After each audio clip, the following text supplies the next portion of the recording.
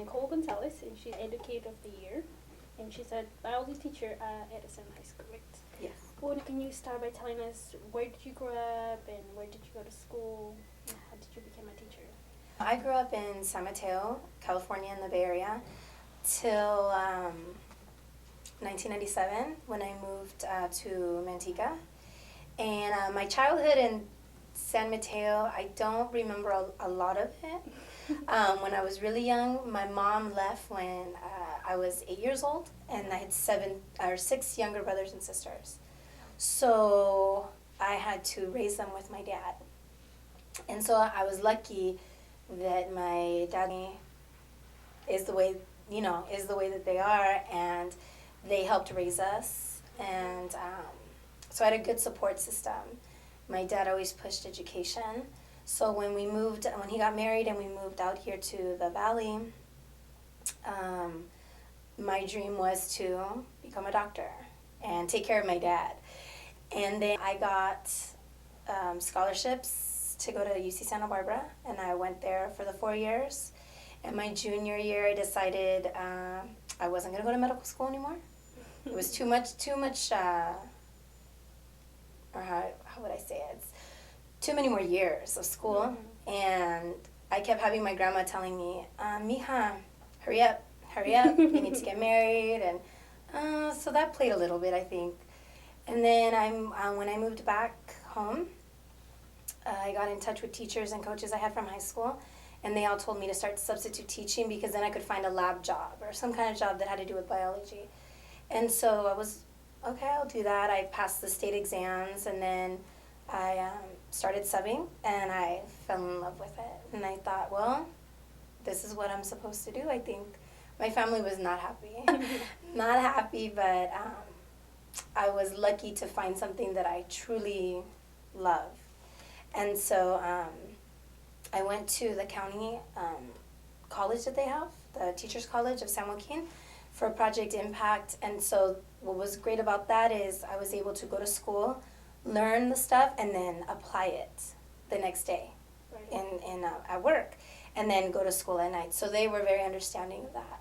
And then once I passed the state exams for the teaching credential, everything was good. And then I, thankfully got hired at Edison, and I've been teaching there for the last 3 years. Was it hard for you having, six siblings, you said?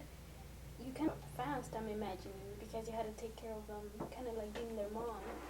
Yes. How was that for you?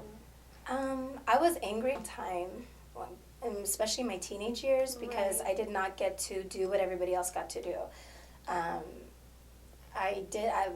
The 2 youngest were not even 1 and almost 2, and 2, around 2. So they're my babies, and they've, one's getting married this summer, and the other one graduates college next year. But it was very hard, but I would not change it for the world, because that's what made me who I am today. And it truly helped me relate more with the students that I have today. So you've been at Edison for how long? For 3 years. And you're a biology teacher. Mm-hmm. Right? Mm-hmm. How do you think that your background helps you relate to them? Because you are a Latino teacher. Mm-hmm. Do you have a lot of Latino students? Oh, yes, I do. Does it help? Is it a language barrier, or how does it help you? It does help. The funny thing is when I started there 3 years ago, I walked into the class a month after school had already started, so I got hired a little bit after. And 2 girls in the back were saying stuff in Spanish, inappropriate stuff about me. And so I turned around and I talked to them in Spanish, and I said, pretty much I just said, you better watch what you say, because you don't know who's Hispanic, you don't know who speaks Spanish. And they just looked at me. And so I think it helps for Latinos to see their own people as teachers, as educators, because then they to them. Right. Students that I have that don't speak very good English, it helps me translate information for them. Not only that, I think what also helps is growing up, I had a lot of friends that were involved in gangs in the Bay Area. And, we have that issue in the community here in Stockton. And, you know, I try to teach them that, you know, I have friends that are in prison for life. I mean, I guess we're not friends anymore. You know, this was a long time ago, but, you know, and they'll come and they'll say, oh, you know, and they like to share their stories. And it's sad when I see so many of my students going through what I went through, you know. And I just kind of tell them, you know, you have a family that's supporting you, and there's always a way out, you know. You got to work hard, because if it were easy, no one would be in the situations they are. So it comes to that stereotype that we see teachers as role models. Mm-hmm. So it's true. It is true. We truly, we make a difference in their life, whether it be good or bad, because it can be bad. I've had students that are Hispanic who take the class just because they know that I am a Hispanic teacher. Because they say that some of them will come and say, but you understand us. You know, and that means a lot to me. I mean, it really does. You know, I tell them, you know, I don't want you taking this class because you think I'm cool or something, you know, or easy. Yeah, I go, I want you to take the class because you want to learn, you know. So. But do you think that overall there's a lack of teachers in the STEM careers, in biology, science? Do you think there's a lack? Or? Yeah, and I think there's a lack of, especially Hispanic or Latino teachers, and I think it's really important that people from our own culture get involved and, you know, maybe take that avenue and become teachers, because I don't think they realize just how important it is to the students themselves. And, you know, the STEM, the science, technology, engineering, and math, they're not easy. You know, is that one of the reasons why? You know, I'm not sure. I mean, it's not easy, but if you can break it down for them into parts, into easier parts and chunks, I think they truly do understand. Is that your method of teaching? Breaking it down, making it fun? Yes. My thing is, school is not only educational, it has to be fun. It has to. You'll lose them. But how do you make biology fun? Biology is very fun. Because I teach anatomy, physiology, they're constantly learning about the body. So we'll learn a theory, or we'll learn a concept, and then we practice it. Like today, we just finished learning about the integumentary system. So they learned how to suture, which is doing stitches. You know, so they did that on Big's feet today. And you know, before we did the lab, I told them, why would I have you learn how to do this? Is it just for fun? Some of them say, oh yeah, it's for fun, you know. But I said, no, you never know, you know, where you're going to be. Maybe you're camping, and maybe the nearest hospital's an hour away. And if you got it cut deep enough, if you had a needle and thread, at least you could close it enough to where you wouldn't bleed out, or, you know, you'd get the medical attention you need.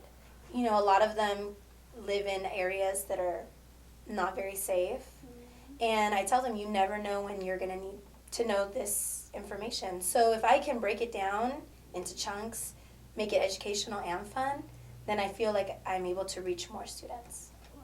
Now, I know you are the Educator of the Year. How is that for you? How do you feel about that? I'm very shocked. I'm very shocked, because to only be teaching for 3 years in high school and to receive such an honor, I was blown away. Who nominated you? How does it really work? The credentialing program I went through, Project Impact, you have, when you enter it, you have a practicum supervisor. So someone who's like your mentor for 2 years. And they come in and they observe you every month, 2 to 3 times a month. And they give you feedback. Oh, you're doing this well, or let's work on this. Here's this idea. And so I became really good, you know, friends with Carol Brigham, which was my practicum supervisor. And she emailed me in, I don't know, it was like September, October. She said, oh, there's this award that I want to nominate you for. I said, oh, okay. And she never told me anything else. I said, okay. Then she emailed me and she said, oh, if you win, you'll find out in January. Okay. The first week of January, she called me and she said, did you read your email? No, I haven't read it yet. She's like, you won. I won what? I had totally forgotten what did I win? She's all the educator of the year. And I was like, oh, yeah, right. No, really? And then she said, yeah, you won. I said, okay, well, okay. I was like shocked. And I thought it was only Northern California.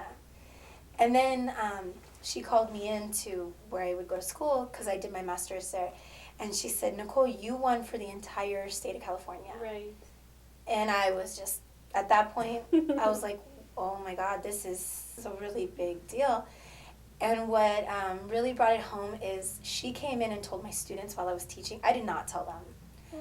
And not that I was embarrassed, but I don't really like talking about myself like that. So You didn't want to brag. yeah, no, I didn't. And they all got up and started clapping, and it made me cry because I just thought, you know, if it means this much to them, then it just means that much more for me. Wow. Now, I know you went to Napa to get the actual award. Mm-hmm. How was that ceremony like? It was nice. My principal came. Then Carol was there. Other people from the County Office of Education were there.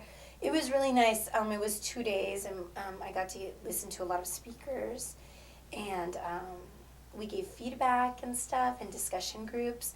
And then the day of the ceremony, Michael McGibbon, which the award is named after him, he got up and he was speaking about me and stuff. And then I got up there, and you know, it's easy to talk in front of to me, it's easy in front of students, and it's easy in front of my peers when I know them.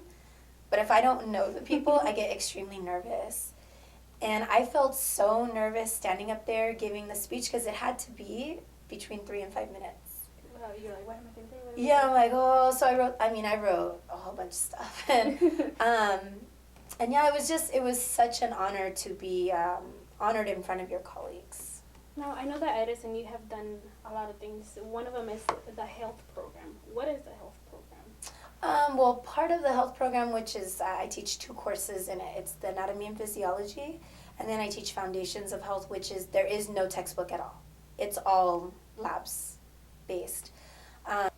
What we're trying to do is articulate right now, articulate with UOP and possibly Delta, to create a pathway so that when freshmen enter, if they choose to go the health career pathway, hopefully we can get it to the point where when they graduate as seniors, they're both college ready and they're career ready. So maybe, you know, college really is not for everyone.